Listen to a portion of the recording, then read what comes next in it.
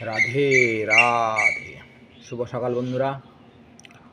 আজকের দিনের প্রধান চিন্তা আমাদের এইরূপ হওয়া উচিত। অন্তর্জীবনকে আমরা অবশ্যই সুশৃঙ্খল করিয়া রাখিব, নিশ্চয়ই সে ঊর্ধ্বমুখী হইবে। এ কাজ আমাদের নিজের, অন্য কেহ ইহা করিতে পারে না।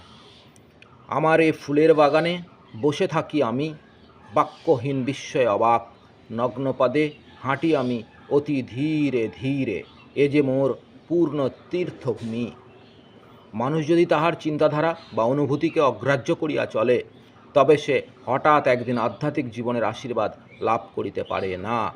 প্রত্যেকের জীবনেই কখনো কখনো অলসতা আসিয়া কর্মজীবন প্রয়াসীকে অভিভূত করে, তবু সাহসের সঙ্গে সেজন চেষ্টা করিয়া নিজেকে উপরে তুলিয়া লয়, সে চেষ্টায় জয়ী হয়।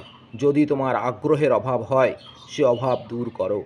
ভগবানের প্রতি অনুরাগ বাড়াও, তাহাকে দ্বিগুণ করো, তিনগুণ করো, তবেই সে অভাব একেবারে দূর হইয়া যাইবে। সেই পরম দেবতা তো কখনো দূরে থাকেন না, আমরাই আমাদের মন হইতে তাহাকে দূরে সরাইয়া রাখি, আবার আমরাই সরল বিশ্বাস, পবিত্রতা ও অনুরাগের জোরে তাহাকে কাছে টানিয়া লই।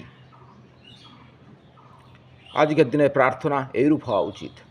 হে দয়াল প্রভু, আমার চিন্তা ও কর্মকে সকল কলুষ হইতে মুক্ত করো। তারা যেন প্রতি পদক্ষেপে তোমারই সত্যকে প্রকাশ করিতে পারে। আমার জীবন যেন তোমার সাথে সম্পূর্ণ সাবলীল ছন্দে চলে। তোমার সেবায় আমি যেন কখনো ক্লান্ত না হই।